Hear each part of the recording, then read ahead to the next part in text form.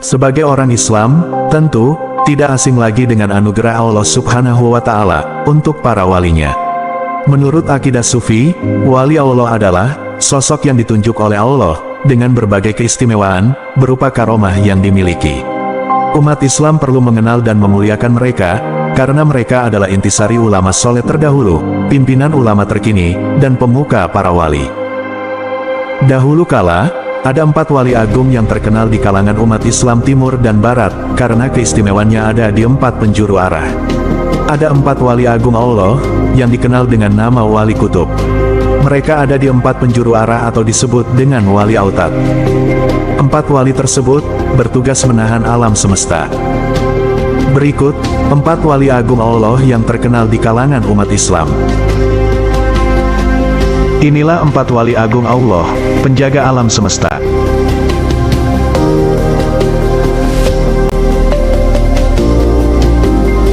Satu, Syekh Abdul Qadir Al-Jailani. Syekh Abdul Qadir Al-Jailani memiliki nama lengkap Abu Muhammad Muhyiddin Abdul Qadir Al-Jailani. Ia adalah seorang ulama fikih yang sangat dihormati dan dianggap wali dalam dunia tarekat dan sufisme. Di antara karomahnya ialah bisa menghidupkan orang mati yang sudah meninggal ratusan tahun. Diriwayatkan dalam sebuah kitab, suatu ketika Syekh Abdul Qadir Al-Jailani bertemu dengan umat Islam yang sedang berdebat dengan umat Nasrani. Mereka saling memperdebatkan nabi yang paling sempurna, di antara Nabi Muhammad dan Nabi Isa.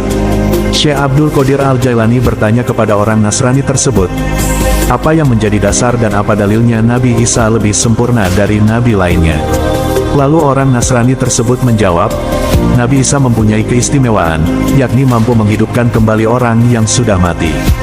Selanjutnya Syekh Abdul Qadir Al-Jailani membuat kesepakatan dengan orang Nasrani tersebut, jika ia mampu menghidupkan orang yang sudah mati, ia harus bersedia untuk mengimani Islam. Orang Nasrani tersebut menyetujui permintaan Syekh Abdul Qadir Al-Jailani untuk bersedia masuk agama Islam dan beriman kepada Nabi Muhammad. Mereka bersama-sama mencari kuburan tua yang berisi mayat berusia sekitar 500 tahun. Selanjutnya di depan kuburan, Syekh Abdul Qadir Al-Jailani mengucapkan, Kum bihisnillah, yang artinya, bangunlah kamu dengan izin Allah. Seketika itu, kuburan terbelah 2, dan mayat keluar dari kuburan sambil bernyanyi. Konon, semasa hidupnya, mayat itu adalah seorang penyanyi. Menyaksikan peristiwa aneh tersebut, orang Nasrani tersebut tercengang, dan memenuhi janjinya masuk agama Islam.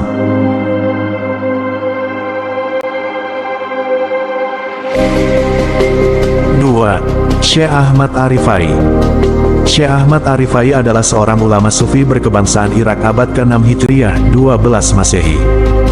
Ia lahir di desa Hasan, kegubernuran Wasit, Irak, dan meninggal di desa Ummu Ubaidah, suatu tempat yang terletak antara Wasit dan Basra. Ia dibanggakan oleh sejumlah ulama terkemuka kala itu. Di antara karomahnya ialah mencium tangan Rasulullah Shallallahu Alaihi Wasallam pada tahun 555 Hijriah. Saat itu Syekh Ahmad Arifai berumur 43 tahun, beliau berangkat ke Mekah untuk melaksanakan haji. Setelah di Mekah, beliau pergi ke Madinah, untuk berziarah ke makam Nabi Muhammad Shallallahu Alaihi Wasallam. Sesampainya di Madinah, Syekh Ahmad bersama para jamaah menuju ke Masjid Nabawi. Para jamaah melihat langsung, bahwa Nabi Muhammad Shallallahu Alaihi Wasallam menjawab salam dari Syekh Ahmad Arifai. Syekh Ahmad Arifai berkata, Assalamualaikum wahai datuku. Lalu muncul suara, Waalaikumsalam wahai anakku. Imam Arifai lalu masuk ke dalamnya dalam keadaan gemetar dan menggigil. Warna kulitnya menjadi kekuning-kuningan. Imam Arifai berlutut sampai menangis seraya berkata dari kejauhan, Aku kirimkan ruhku untuk selalu mengingatmu, sebagai perwakilanku. Aku bisa melihat dengan seluruh jasadku padamu secara kasat mata, maka ulurkanlah tanganmu, agar aku bisa mencium tanganmu, wahai Rasulullah. Tangan Rasulullah keluar dari makamnya, Imam Arifai langsung menciumnya, dan meminta ikut melihat dan mendengar langsung. 3. Syekh Ahmad Al-Badawi. Syekh Ahmad Al-Badawi merupakan seorang syekh yang sangat terkemuka di Jazirah Arab dan Timur Tengah. Beliau juga dikenal sebagai Al-Sayyid Al-Badawi, oleh semua orang Muslim Sunni, yang menghormatinya sebagai wali, pada abad ke-13 di Maroko. Al-Said Al-Badawi mempunyai nasab mulia, sebagai salah satu tiang pilar dari 4 kelompok sufi. Di antara karomahnya ialah, mukanya bercahaya, sehingga beliau melilit wajahnya sebanyak 2 kali dengan sorban. Suatu ketika, seorang anak murid beliau, meminta untuk melihat wajah Syekh Ahmad Al-Badawi. Beliau menolak permintaan muridnya, namun atas desakan yang kuat, ia melihatkan wajahnya ke anak muridnya. Seketika itu anak muridnya meninggal dunia, terkejut melihat Syekh Ahmad Al-Badawi yang bercahaya. Semenjak peristiwa itu, beliau tidak pernah membuka lilitan sorbannya. Anak muridnya meninggal dalam keadaan mati syahid karena meninggal semasa menuntut ilmu. Selain itu, pernah suatu ketika, Syekh Ibnu Laban mengumpat. Seketika itu hafalan Al-Quran menjadi hilang. Ia berusaha beristighosah dan meminta bantuan doa orang-orang terkemuka di zaman itu. Selanjutnya ia menghadap kepada Syekh Yaqut Al-Arsi untuk meminta pertolongan. Keduanya bersama-sama berangkat menuju makam Al-Badawi dan berkata, "Wahai guru, hendaklah Tuan memberi maaf kepada orang ini." Dalam makamnya terdengar jawaban, "Ya sudah, tapi dengan syarat, ia mau bertobat." Akhirnya Ibnu Laban bertobat, dan tidak lama kemudian kembalilah ilmu dan imannya.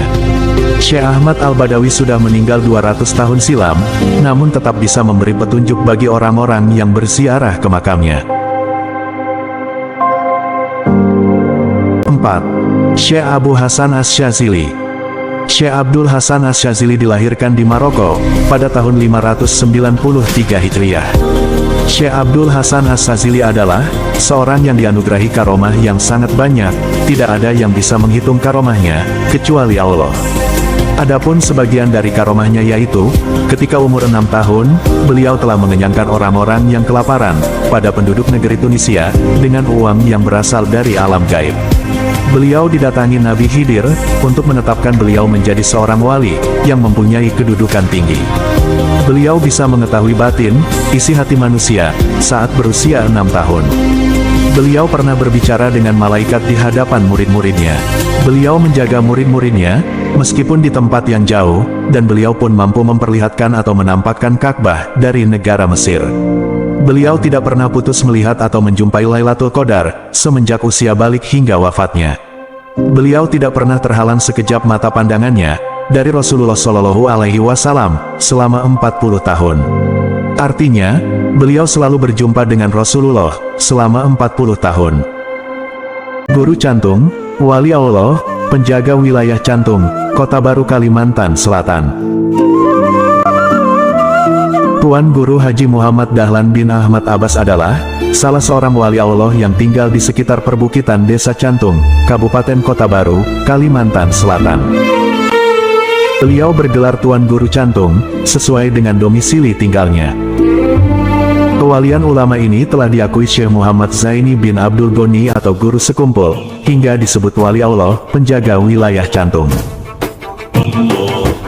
Tuan Guru Cantung, lahir pada tanggal 14 Agustus tahun 1932 di Amuntai. Beliau pernah menempuh pendidikan di Pondok Pesantren Darussalam, Martapura, Kabupaten Banjar, Kalimantan Selatan. Dikutip dari alif.id, Tuan Guru Cantung, panggilan yang populer dimiliki Haji Muhammad Dahlan bin Ahmad Abbas. Semasa hidupnya, ulama Banjar ini sering didatangi oleh Tuan Guru Sekumpul dengan rombongan, dan lazim bermusyawarah serta saling mendoakan di antara keduanya, dalam tempo yang cukup lama. Biasanya, jika seorang ulama didatangi Tuan Guru, selevel Guru Sekumpul, apalagi terhitung dalam frekuensi sering, rutin atau intensif, dan dalam durasi lama, bisa dikatakan ulama tersebut punya kelebihan atau bahkan kuat secara ruhaniyah. Tuan Guru Cantung, memang ulama yang menonjol kealiman dan kesolehannya di antara ulama-ulama lain yang ada di sekitarnya. Wilayah pengaruh beliau tidak saja sudah menembus batas demarkasi teritorial Desa Cantung dan Kabupaten Kota Baru, tetapi sudah mencapai Provinsi Kalimantan Selatan, bahkan tingkat regional Kalimantan, yakni Kalimantan Tengah, Kalimantan Timur dan Kalimantan Barat. Wajar, Jika Tuan Guru Haji Tabrani Basri waktu itu, selaku Ketua Tanfidiyah PWNU Kalimantan Selatan, periode tahun 1998 sampai tahun 2003, telah menunjuk dan memasukkan Tuan Guru Cantung sebagai salah satu unsur Ketua Syuriah PWNU Kalimantan Selatan. Tuan Guru Cantung, lahir pada tanggal 14 Agustus tahun 1932, di Amuntai. Pernah menempuh pendidikan di Pondok Pesantren Darussalam, Martapura, sebagai murid yang hidupnya sangat prihatin. Hal ini sempat diketahui oleh Tuan Guru Husin Qodri, salah satu gurunya di Ponpes Darussalam, yang mengarang kitab Senjata Mukmin. Guru Cantung muda disuruh Guru Husin mengipasi tubuhnya selepas mandi. Usai mengipasi sang guru, Guru Cantung diberi uang untuk membeli beras. Konon, Guru Cantung disuruh guru utamanya, Tuan Guru Seman Mulia, untuk mengasingkan diri di tempat yang jauh. Beliau berangkat menuju sebuah bukit di kawasan Cantung, Kota Baru. Di sana beliau sempat bekerja sebagai pegawai Departemen Penerangan, tapi tak berapa lama, beliau berhenti, agar dapat berkonsentrasi dalam bidang rohani. Beliau membangun tempat kediaman di sana sekitar tahun 1980-an, kemudian membuka pengajian sendiri di Masjid Al-Mustaqim, Cantung. Pengajian seputar tafsir Al-Quran digelar setiap malam Jumat, dan selalu dipenuhi masyarakat Cantung dan sekitarnya. Masyarakat menyenangi pengajian Tuan Guru Cantung, karena gaya bahasanya sangat sederhana, mudah dipahami dan mengena di hati. Tutur katanya lemah lembut, baik dalam pengajian maupun saat bergaul sehari-hari. Meskipun begitu, beliau tetap rendah hati, tak gengsi hadir di pengajian orang lain. Tuan Guru Cantung juga sering hadir di pengajian Abah Guru Sekumpul, baik yang masih di keraton maupun yang di Sekumpul. Beliau suka duduk di pojok, berada di sudut belakang menyembunyikan diri. Guru Sekumpul menyebutnya sebagai pagar Cantung, yakni, wali Allah yang menjadi penjaga dan pelindung Cantung.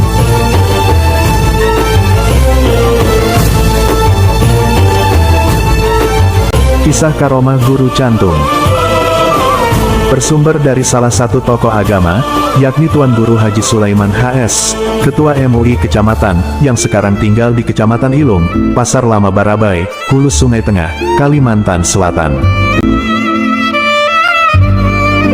Pernah ada seseorang yang datang kepada Guru Cantung dan meminta air bacaan untuk dibawa pulang dan dimandikan ke badan. Tetapi Guru Cantung menjawab, "Gak usah minta air, nanti kamu akan mandi juga," karena tidak diberi air, orang tersebut pulang. Dan betul, ketika di tengah jalan, dia mandi air hujan, padahal saat itu cuacanya sangat panas, tetapi hujan muncul secara tiba-tiba.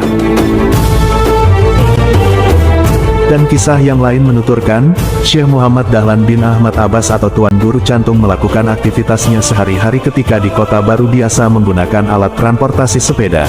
Tetapi anehnya, ketika beliau menggunakan sepeda dan orang lain menggunakan sepeda motor, yang sampai ke tempat tujuan terlebih dahulu adalah Guru Cantung. Subhanallah, demikianlah sebagian kisah karomah beliau. Tuan Guru Cantung wafat pada tanggal 15 Mei tahun 2004 Masehi atau 24 Rabiul Awal 1425 Hijriah.